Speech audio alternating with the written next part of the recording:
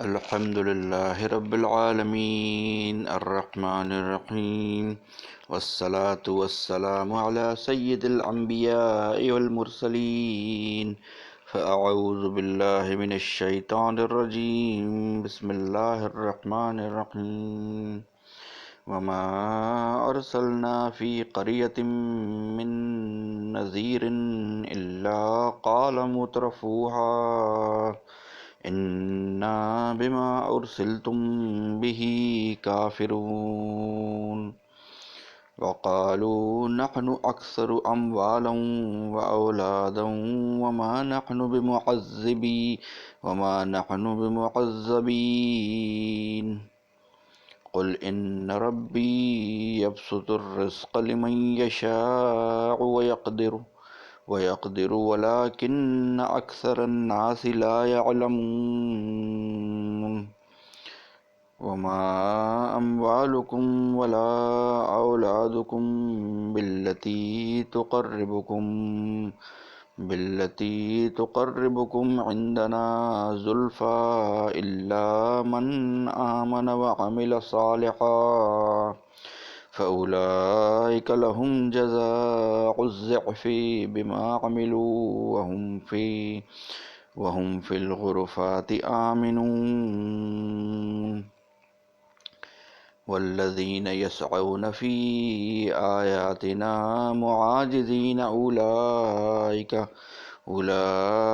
في العذاب محضرون قل إن ربي يبسط الرزق لمن يشاء من عباده ويقدر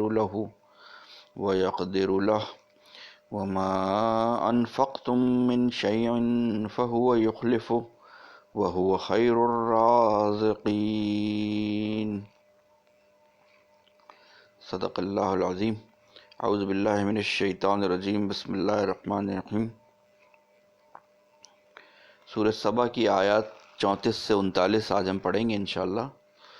اللہ تعالیٰ فرماتے ہیں سورہ سبا کی آیت نمبر 34 سے کہ جب کسی بستی میں ہم نے کوئی خبردار کرنے والا پیغمبر بھیجا، اس کے خوشحال لوگوں نے یہی کہا کہ جس پیغام کے ساتھ تمہیں بھیجا گیا ہے ہم اس کو ماننے سے انکار کرتے ہیں۔ جو کہ ویل آف لوگ ہوتے ہیں کسی بھی معاشرے کے، انہوں نے کہا کہ ہم تو یہ دین نہیں مانتے، ہم یہ کتاب کو نہیں مانتے۔ وما ارسلنا فی قریۃ من نذیر الا قال مترفوها جو کہ ویل آف لوگ تھے، مترفوها ان کے خوشحال لوگ، ویل آف لوگ، انہوں نے کہا کہ ہم تو اس دین کو نہیں مانتے، اور انا بما ارسلتم به کافرون، ہم اس کے منکر ہیں۔ پچھلی قوموں کے حالات بتائے جا رہے ہیں۔ وقالوا نحن اکثر اموالا واولادا، تو انہوں نے کہا کہ ہم تو مال اور اولاد میں تم سے زیادہ ہیں۔ وما نحن بمعذبین، اور ہمیں تو عذاب نہیں دیا جائے گا، ہم عذاب دیے جانے والوں میں سے نہیں ہوں گے۔ یہی چیز جو ہے وہ سورہ کہف میں بھی ایک واقعے کی صورت میں بیان ہوئی ہے کہ آپ لوگوں نے بھی پڑھا ہوگا کہ ایک وہ واقعہ جو ایک آدمی کو اللہ تعالیٰ نے باغات عطا فرمائے تھے اور اس نے غرور کیا اور اس نے کہا کہ مجھے تو نہیں لگتا کہ مجھے کبھی قیامت آئے گی، یا اور اگر قیامت آ بھی گئی تو اللہ کے پاس میں تو اللہ کے مقرب بندوں میں سے ہوں، اور اللہ کے پاس مجھے بہت سی وہی نعمتیں دی جائیں گی جو اس نے مجھے دنیا میں دے رکھی ہیں، تو تبھی تو دے رکھی ہیں، اللہ تعالیٰ مجھ سے راضی ہے، تبھی تو مجھے دنیا میں نعمتیں دے رکھی ہیں۔ حالانکہ ایسا نہیں ہے، دنیا میں جو نعمتیں اور دنیا میں جو دولت اور مال و دولت جو اگر کسی کو دیا ہوا ہے تو یہ اس کی گارنٹی نہیں ہے کہ وہ اللہ کے بھی قریب ہے یا اللہ کے بھی صالح بندوں میں سے، کیونکہ اللہ کے نزدیک دنیا کی کوئی حیثیت نہیں ہے۔ دنیا کا مال تو اللہ تعالیٰ نے کفار کو بھی دیا ہوا ہے، جو اس کے ساتھ شرک کرتے ہیں، جو اس کو نہیں مانتے، اللہ تعالیٰ نے تو مال اس کو بھی دیا ہوا ہے۔ ایک حدیث میں آتا ہے، ترمذی کی حدیث ہے کہ اگر اس دنیا کی حیثیت اللہ کے نزدیک مچھر کے پر کے برابر بھی ہوتی تو اللہ تعالیٰ کفار کو ایک گھونٹ پانی تک نہ دیتے اس دنیا میں۔ اگر ایک مچھر کے پر کے برابر بھی اس دنیا کی حیثیت ہوتی نا تو اللہ تعالیٰ کفار کو اس دنیا میں ایک گھونٹ پانی تک نہیں دیتے۔ ظاہر ہے وہ اگر اللہ تعالیٰ اپنے مقرب بندوں کو، نیک بندوں کو وہی چیز دے گا نا جس کی کوئی اہمیت ہوتی ہے، تو اس دنیا میں دیکھا جائے تو جنرلی دیکھا جائے تو جو اللہ تعالیٰ کے قریب بندے ہیں، مقرب بندے ہیں، اس کو اللہ تعالیٰ نے گنا چنا رزق دیا ہوا ہے. یقدر، اس کو کیا کہتے ہیں، اس کو کھینچ کے وہ دیا ہوا ہے. دنیا کی نعمتیں اس کے پاس کم ہوں گی. آپ نے دیکھا ہوگا کہ ٹھیک ہے وہ ان لوگوں کے پاس بھی زیادہ ہوں گی جو کہ بہت اللہ تعالیٰ سے قریب ہیں، اور اللہ تعالیٰ نے ان کو بہت زیادہ دیا ہوا بھی ہے، بہت دولت دی ہوئی ہے. اور جیسے کہ ہم صحابہ کے دور میں چلے جائیں تو حضرت عثمان رضی اللہ تعالیٰ عنہ بہت مال و دولت اللہ تعالیٰ نے ان کو عطا فرمایا تھا. حضرت عبد الرحمن بن عوف کو بہت مال عطا فرمایا تھا. حضرت خدیجہ رضی اللہ تعالیٰ عنہ کے پاس بہت مال و دولت اللہ تعالیٰ نے عطا فرمائی تھی. لیکن ان لوگوں کا طریقہ کار اور ان لوگوں کا جو کردار تھا وہ سب ہمارے سامنے ہے کہ انہوں نے اپنے مال و دولت کس طرح سے خرچ کیا اور کیا ان کا ایٹیٹیوڈ تھا اللہ تعالیٰ کی راہ میں خرچ کرنے کے لیے. تو بیسیکلی وہ یہ کہہ رہے ہیں کمنگ بیک ٹو دس آیت نمبر 35 سورہ سبا میں کہ وَقَالُوا نَحْنُ أَكْثَرُ أَمْوَالًا وَأَوْلَادًا وَمَا نَحْنُ بِمُعَذَّبِينَ، اور کہا انہوں نے کہ ہم مال اور اولاد میں تم سے زیادہ ہیں اور ہمیں عذاب ہونے والا نہیں ہے. قُلْ إِنَّ رَبِّي يَبْسُطُ الرِّزْقَ لِمَن يَشَاءُ وَيَقْدِرُ، کہہ دو کہ میرا پروردگار جس کے لیے چاہتا ہے رزق کی فراوانی کر دیتا ہے اور جس کے لیے چاہتا ہے تنگی کر دیتا ہے. یہی چیز ہے جو ابھی ہم ڈسکس کر رہے تھے کہ آپ حضور صلی اللہ علیہ وسلم سے کہا جا رہا ہے کہ آپ فرما دیجئے کہ اللہ تعالیٰ جس کو چاہتا ہے اس دنیا میں رزق بڑھا دیتا ہے، اس کا جس کو چاہتا ہے اس کا رزق جو ہے وہ تنگ کر دیتا ہے. وَلَٰكِنَّ أَكْثَرَ النَّاسِ لَا يَعْلَمُونَ، لیکن لوگ اکثر اس بات کو سمجھتے نہیں. لوگوں کو علم نہیں ہے کہ اس کے پیچھے کیا حکمت ہے. کچھ لوگوں کو اللہ تعالیٰ نے گنا چنا کھینچ کے رزق دیا ہوا ہے. ان کو اللہ تعالیٰ کو یہ پتہ ہے کہ اگر میں اس کو زیادہ دوں گا اس دنیا میں تو یہ وہ مال و دولت یا وہ مال غلط جگہ لگائے گا اور گمراہ ہو جائے گا، غلط چیزوں میں لگائے گا. تو وَلَٰكِنَّ أَكْثَرَ النَّاسِ لَا يَعْلَمُونَ، بہت سے لوگ اس بات کو سمجھتے نہیں ہیں. وَمَا أَمْوَالُكُمْ وَلَا أَوْلَادُكُمْ بِالَّتِي تُقَرِّبُكُمْ عِندَنَا زُلْفَىٰ، اور تمہارے مال اور اولاد تمہیں اللہ سے قریب نہیں کر سکتے، تمہیں نزدیک نہیں کر سکتے اللہ تعالیٰ سے. نہ تمہارے مال نہ تمہیں اللہ کا قرب عطا کرتے ہیں، اور نہ تمہاری اولاد. یہ ذریعہ نہیں ہے اللہ کے قرب کا، مال اور اولاد. الا من آمن وعمل صالحا، لیکن کیا ہے اللہ کے قرب کا ذریعہ؟ جو شخص ایمان لایا اور اس نے عمل صالح کیے. ایمان لانا اور عمل صالح کیا. ایمان لانے کا ہم بارہا اس چیز کو ڈسکس کر چکے ہیں اپنے پچھلے لیکچرز میں کہ ایمان بہت واسٹ ڈیفینیشن ہے ایمان کی. مومن وہ پھر ایک سپریٹ ٹاپک ہے کہ ایمان کا مطلب کیا ہے. دنیا کی اپنی زندگی کے ہر شعبے میں اللہ تعالیٰ پہ ایمان لانا. تو ہمیں کوشش کرنی چاہیے اس لیول آف ایمان کو اچیو کرنے کی. الا من آمن وعمل صالحا فاولئک لهم جزاء الضعف بما عملوا وهم فی الغرفات آمنون. جنہوں نے ایمان لائے اور نیک عمل کیا ان کے لیے کیا ہے؟ ایسے لوگوں کے لیے ان کے عمل کا دوہرا ثواب ملے گا اور وہ جنت کے بالا خانوں میں چین سے رہیں گے. ان کے لیے جنت کے کمرے ہیں، جنت کے بالا خانے ہیں جنہوں نے جو ایمان لایا اور نیک عمل کیا. والذین یسعون فی آیاتنا معاجزین اولئک فی العذاب محضرون، اور جو لوگ ہماری آیتوں کے بارے میں کوشش کرتے رہتے ہیں کہ ان کو ناکام بنائیں، ان کو عذاب میں دھر لیا جائے گا. جو لوگ کوشش کرتے رہتے ہیں کہ ہرڈلز پیدا کرتے رہتے ہیں اللہ تعالیٰ کی آیات کو، جو لوگ پھیلا رہے ہیں اس کام میں ہرڈلز پیدا کرتے ہیں، اس میں رکاوٹیں پیدا کرتے ہیں اور اللہ تعالیٰ کی آیات کو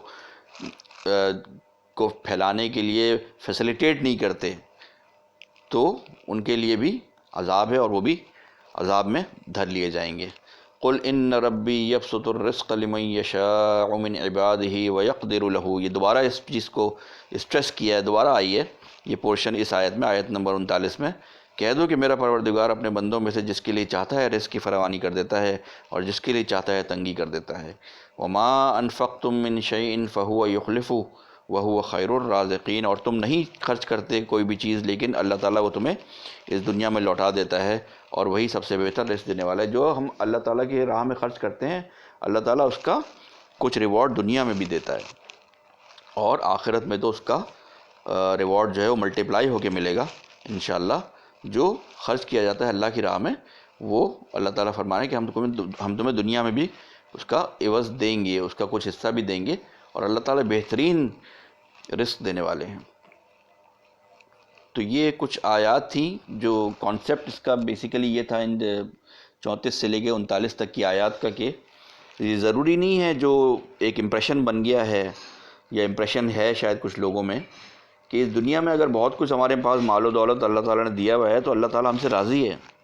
not necessarily, it is not necessary کہ اللہ تعالیٰ نے آپ کو اس دنیا میں اگر بہت کچھ دیا ہوا ہے تو اللہ تعالیٰ ڈیفینیٹلی آپ سے راضی ہے۔ یہ پرسیپشن جو ہے نا، یہ ان آیات میں اس پرسیپشن کو ڈینائی کیا جا رہا ہے کہ اللہ تعالیٰ اللہ تعالیٰ کے راضی ہونے کی جو بیسز ہے نا، وہ یہ مال اور اولاد نہیں ہے۔ اللہ تعالیٰ کے آپ سے راضی ہونے کی جو بیسز ہے نا، وہ ایمان، تقوی، عمل صالح ہے۔ اللہ تعالیٰ کے دین کو، ظاہر ہے کہ ایمان ہوگا تو پھر آپ یہی ساری چیزیں کریں گے کہ اللہ تعالیٰ کے دین کو پھیلانے کی کوشش بھی کریں گے، صرف نماز، روزہ، زکوٰۃ، حج تک تو محدود نہیں رہیں گے۔ میں نے کہا نا کہ ایمان کی بہت واسٹ ڈیفینیشن ہے، اور اس کو تو ایک سیپریٹ چیپٹر ہے۔ ہم سب تو لیگلی تو ہم سب مسلمان ہیں، لیکن کیا ہم سب مومن ہیں؟ کیا ہم سب ایمان والے ہیں؟ مسلم اور مومن میں فرق ہے۔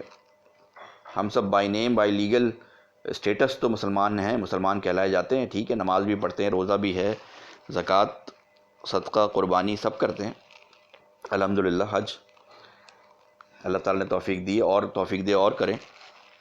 لیکن یہ سب چیزیں تو اسلام کے پلرز ہیں، اور ان سب چیزوں کی تو یہ تو بیسک کہنا چاہیے اس کو، ڈیوٹیز ہیں ایک کے مسلمان کی۔ مومن کا درجہ اس سے بھی ایک اوپر ہے، مسلم سے بھی ایک اوپر درجہ مومن کا ہے، کہ کیا ہم ایمان رکھتے ہیں اللہ تعالیٰ پہ، ہر چیز پہ، ہر دنیا کے ہر شعبے میں ایمان رکھتے ہیں؟ کیا ہمیں وہ 8 چیزیں زیادہ محبوب ہیں جو سورہ توبہ کی آیت نمبر 24 ہے غالباً، کہ وہ 8 چیزیں، کہ وہ گھر، وہ مال، اولاد، وہ تجارت، اور وہ بیٹے اور والدین، ان سب چیزوں کا جو 8 چیزوں کا ذکر ہے، وہ 8 چیزیں ہمیں زیادہ محبوب ہیں سورہ توبہ میں جو آیت نمبر 24 ہے، یا وہ 3 چیزیں زیادہ محبوب ہیں؟ کون سی 3 چیزیں؟ اللہ اور اس کے رسول کی محبت، اللہ کی محبت، رسول کی محبت، اور اس کی اللہ اور رسول کے راہ میں جہاد کرنا، وہ 3 چیزیں زیادہ محبوب ہیں۔ اگر ان 8 چیزوں کا پلڑا بھاری ہے تو پھر اللہ تعالیٰ فرماتے ہیں سورہ توبہ کی آیت نمبر 24 میں کہ پھر انتظار کرو ہمارے فیصلے کا، اور اللہ تعالیٰ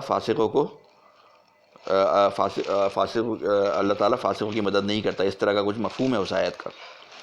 اور اگر ان 3 چیزوں کا پلڑا بھاری ہے، اللہ کی محبت، رسول کی محبت، اور اللہ کے رسول کی راہ میں جہاد کرنے کی محبت، وہ زیادہ ہے ان 8 چیزوں سے، تو اللہ تعالیٰ راضی ہے، اللہ تعالیٰ اس آدمی سے راضی ہے، اور اللہ تعالیٰ اس کو ریوارڈز دے گا اس دنیا میں بھی اور آخرت میں بھی، جن ریوارڈز کا ہماری عقل جو ہے نا وہ اس کو امیجن نہیں کر سکتی۔ تو یہ دنیا کی حیثیت اور دنیا میں مال و دولت مل جانا کوئی ایسی بڑی بات نہیں ہے، اور کفار کو بھی ملا ہوا ہے، جو غیر مسلم ہیں، جو اللہ کو نہیں مانتے، جو اللہ کے ساتھ شرک کرتے ہیں، ان لوگ اللہ تعالیٰ نے بہت دیا ہوا ہے، جا کے ان کو ملکوں میں دیکھ لیں، بہت خوشحال لوگ ہیں، بہت اللہ تعالیٰ نے دیا ہوا ہے۔ تو اگر اس دنیا کی حیثیت ایسی ہوتی، تو اتنی ہوتی، تو اللہ تعالیٰ کفار کو بھی نہ دیتا کچھ بھی۔ تو یہ دنیا کا ریوارڈز الگ ہیں اور آخرت کے ریوارڈز الگ ہیں۔ آخرت کے ریوارڈز اللہ تعالیٰ نے اپنے نیک بندوں کے لیے بچا کے رکھے ہوئے ہیں، وہ ان نیک بندوں کو ملیں گے، اور اس کا جو ملٹی پلائر ایفیکٹ ہوگا، اور وہ جو نعمتیں ہوں گی، اس کا ہماری عقل جو ہے، وہ انسانی عقل امیجن نہیں کر سکتی۔ تو بہرحال یہ کچھ آیتیں تھی اور یہ کچھ میسج تھے آج کے۔ اللہ تعالیٰ ہم سب کو قرآن سمجھنے اور پڑھنے کی توفیق عطا فرمائے، اپنے اوپر امپلیمنٹ کرنے کی مجھے بھی توفیق عطا فرمائے، آپ کو بھی، اور اپنی فیملیز میں امپلیمنٹ کرنے کی توفیق عطا فرمائے۔ اللہ تعالیٰ کے میسج کو ہماری ڈیوٹی ہے ہم آگے تک پہنچائیں، کوشش کریں کہ اللہ تعالیٰ کے میسج کو سمجھیں، پڑھیں اور اس کی تبلیغ کریں، آگے تک پہنچائیں، کسی نہ کسی موڈ میں پہنچائیں، کسی نہ کسی صورت میں، جو بھی آپ کو استطاعت اللہ تعالیٰ نے دی ہے اس کو بروئے کار لاتے ہوئے اللہ تعالیٰ کے دین کو پھیلائیں، میسج پہنچائیں آگے۔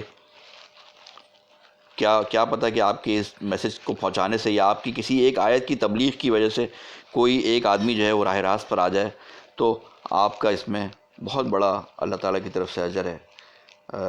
اللہ تعالیٰ ہم سب کو جو ہے نا وہ قرآن کو سمجھنے اور اپنی زندگیوں میں امپلیمنٹ کرنے کی توفیق عطا فرمائے۔ وآخر الدعوانا ان الحمد للہ رب العالمین۔